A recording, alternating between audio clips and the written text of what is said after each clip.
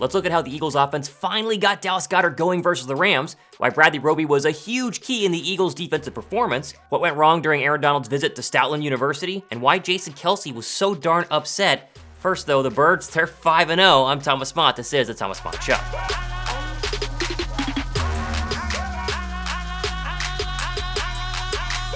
Well, the Birds, they're 5-0 for back-to-back seasons for the first time in Eagles history. They looked incredible at times yesterday. We're gonna get into that. First though, big shout out to Dak Prescott. Yes, he threw 3 interceptions last night. They got absolutely routed by the San Francisco 49ers, and Philadelphia wakes up on a Monday 5-0 with their next closest NFC East rival, 3-2. Thumbs up for Dakota Rain Prescott last night. Dak is ass, right? Can I say on TV? Because he is ass. You can say whatever you want. Okay, I'm not gonna lie. I was a little worried pregame for Eagles versus Rams. The defense, I thought they were gonna struggle a little bit, which they did. We'll talk about what was the offense gonna look like. How would they handle Aaron Donald? Well, as soon as Jalen Hurts took the field, he put a lot of my fears away. This was probably the best opening drive, not only of the season, maybe the best drive of the entire year. They went right down the field, and oh, you remember the guy named Well, Brian Johnson finally remembered his name as well. Hurts was locked into 88 the entire drive, and what a shock. It actually worked really, really well. I did think when they got to the red zone, they were gonna wet the bed, because the one real flaw of this offense has been red zone performance,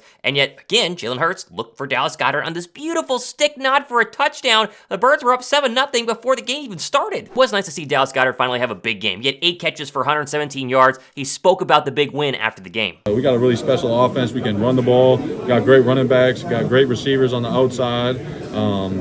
So you just gotta be ready for your opportunities when they come, because it's tough not to throw AJ the ball when he's one-on-one. It's tough not to throw Smitty the ball when he's one-on-one. So you just gotta be patient and make the most of the opportunities you get. He is right. There are so many mouths to feed, right? How do you not throw to AJ Brown when he's one-on-one and dominating teams, as we'll talk about? How do you not throw to Devontae Smith, who didn't have a big game yesterday, but still, they needed to get Dallas Goedert involved. Brian Johnson finally was able to do that, and it's nice to see that Philadelphia, when they focus on a player, whether it's AJ Brown, Devontae Smith, or Dallas Goedert, that person is almost guaranteed to have a big game. Now, the Eagles' defense has been great at times and really bad at times, and what do you know? The first drive for Matthew Stafford and company was one of the bad times for the Eagles' defense. The Rams went right down the field, and it was all Cooper Kupp. Now, you need to explain to me this, John Desai. Why is Mario Goodrich guarding Cooper Kupp in the slot? That's never gonna work. Oh, what about Nicholas Morrow trying to guard Cooper Kupp in the slot? Is that gonna work?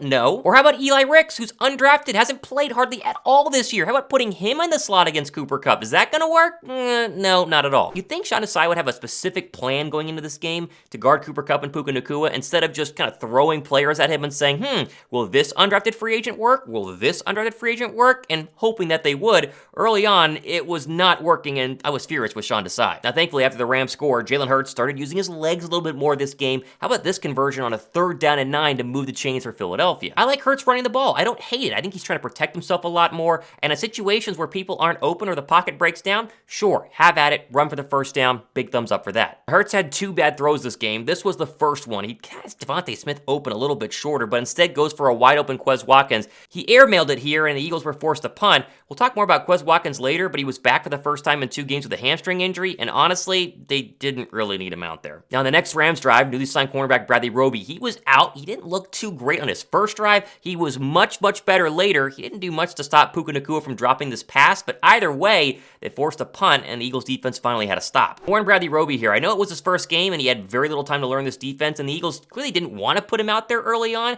Once they did, though, and he settled in, he was great in the second half. 2 for 6 when Matthew Stafford was targeting him for -4 yards. He had like an overall quarterback rating when thrown his way of less than 45. It's a small sample size, but he was going up against Cooper Kupp, Puka Nacua, and Tutu Atwell. I think so far, the Bradley Roby experience, very, very young, looked pretty darn good. On the next Eagle drive, again, Jalen Hurts on a 3rd down, scrambled with his legs, a nice first down run here, and then the Eagles did the first of many tush pushes, and guess what? It worked, because it always works. Now, at this point, the Eagles are back in the red zone. You think they're going to just march into the end zone and start kind of blow this game out a little bit, 14-7, but instead of running in on 3rd and 2 with DeAndre Swift, they call this bubble screen to Quez Watkins, and Quez, for some reason, decides to run out of bounds instead of running through the perfectly blocked hole that AJ and Devontae Smith opened up for him to basically ruin the entire drive. Now, look at Nick Sirianni here. He was absolutely furious with Quez Watkins, and Quez Watkins' reps, they went way down after this, and deservedly so. I'm kind of out on Quez Watkins. What are you guys out on Quez? I think he's a little too dramatic. I think he thinks he's better than he actually is.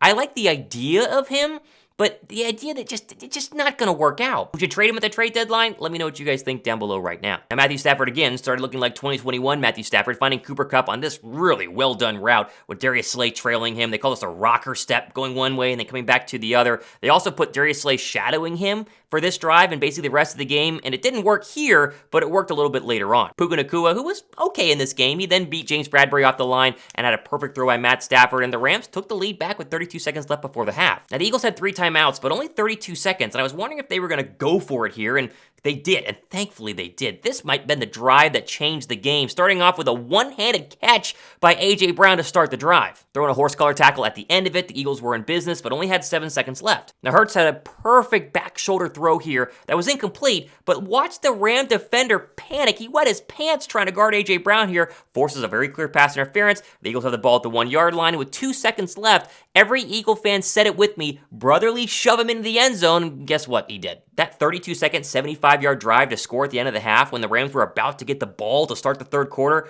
really was the difference in this game. It got the Eagles fired up, it got them motivated, and shifted momentum going into halftime. Now, the second half, we got to give credit to Sean Desai. We can rip him whenever we want to early on. When he makes adjustments and the defense plays well, we got to give him credit where credit is due. And they were incredible in not only coverage, but pass rush as well. And this is all basically due to the fact that Sean Desai made some adjustments at the half, putting Bradley Roby in there at the nickel cornerback slot, moving Darius Slay around to cover Cooper Kupp, and this defense played much, much better in the second half. I mean, the Rams didn't score at all in the second half. 0 points in the second half, and minus like a couple of garbage time yards, they had like 81 total yards through the air. An incredible performance, thumbs up for Sean Desai, doing what Gannon didn't do a lot of last year, and that was make halftime adjustments that ended up winning them the game. On the next Eagle drive, Hurts found Goedert being covered by a pass rusher, and it went exactly how you thought it would go, but then they go into the red zone, and Hurts makes his second bad throw of the game. This back shoulder to A.J. Brown, you get the idea, but it wasn't placed very well and caused the interception. Nick Sirianni was furious after this, and he berated Jalen Hurts on the sideline, and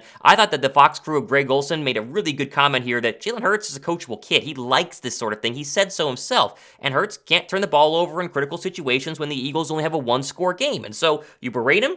I'm fine with it. Sirianni's fine with it, and the rest of the Eagles, I think, are okay with it as well. Nick Sirianni was asked about an emotional sideline performance that he had during this game. Here's what he said post-game. I'm not gonna hide my emotions. Like, it's fun. I can't make plays anymore doing anything, so I celebrate when our guys make big time plays, and it's so much. Like, I want the culture for the Philadelphia Eagles to be: you can have great relationships, have a ton of fun, and still be highly, highly demanding, and that's our culture. And so when it's wrong on the coach's part or on the player's part, we're going to correct it. We're going to be demanding. We're going to hold everybody to the standard, including myself. But when it's time to celebrate and have fun, we're going to do that, and we're not going to apologize about that, because we work really hard, and we're a family out there, and we just love having fun together. And so, again, I have no problem with it. This is a bad throw. Jalen Hurts has made a couple of these throughout the 5-0 start for Philadelphia. They haven't killed the Eagles yet, but in a closer game, maybe a better opponent, you can't do this in the red zone. Hurts knows that as well. And the Eagles defense would stiffen again and force a punt, and back out would come Jalen Hurts. He made this incredible run on 3rd down and 7, although did anyone else think that Hurts hurt his ankle here? It looked really, really awkward. Thank goodness he was just fine. The Eagle offense would get in the red zone again and again. The big flaw today for Brian Johnson was red zone performance. They'd failed to score, and afterwards, Jason Kelce was seen yelling and being very upset on the sideline. I've never seen Kelce this animated. I think it was due to the lack of communication between him and Hurts, or maybe the play call came in late. Not real sure. He was asked about it post-game. Here's what he said. I just got a little bit too heated. Really, the red zone has been frustrating, I think, for everybody. We've left a lot of points on the board, and I think I let myself get too frustrated, too animated, and it wasn't productive. So for me, though, I cannot overstate this. I think I always get the most heated and the most emphatic. The people that I love and respect. I don't know why that's the case. It's always been the case.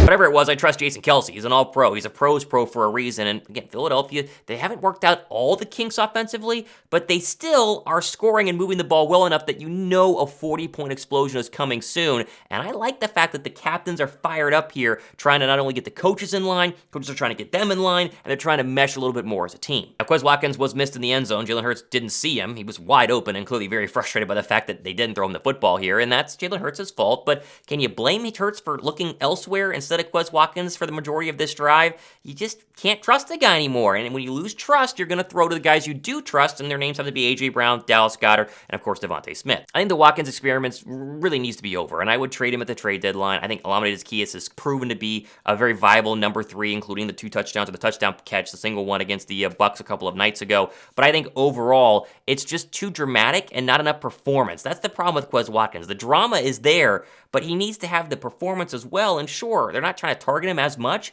but when you get those, couple of scraps, you got to produce. That way you can prove you're worthy of being out there, and he just wasn't able to do it. Now, at this point, the Eagle defense was really starting to play well, and the pass rush came alive, and like we do every single week when we wrap up these games, Jalen Carter needs to get some love. He was incredible. 2 more sacks added to his rookie performance. He's clearly the defensive rookie of the year, and he's just dominating people up front. The amount of double teams you see where Carter bursts through them or knocks both of the players on the ground, it's unbelievable. You got to give a thumbs up for Jalen Carter. We should get 1,000 likes on this show just because Jalen Carter is literally the best player in that draft, and he's going to be one of the best Eagle players for a very, very long time. I've also been very critical of Haason Reddick, who has basically been invisible for the first couple of games of this year. Only 1 sack through 4.5 games. Then he comes into game 5, doesn't do much the entire first 3 quarters, but the final couple of drives, he came alive. Back-to-back sacks here, and it shows you how important it was and how meaningful it is. Look at Nick Sirianni, A.J. Brown, the Eagle entire sideline running towards him after that last sack that basically sealed the game.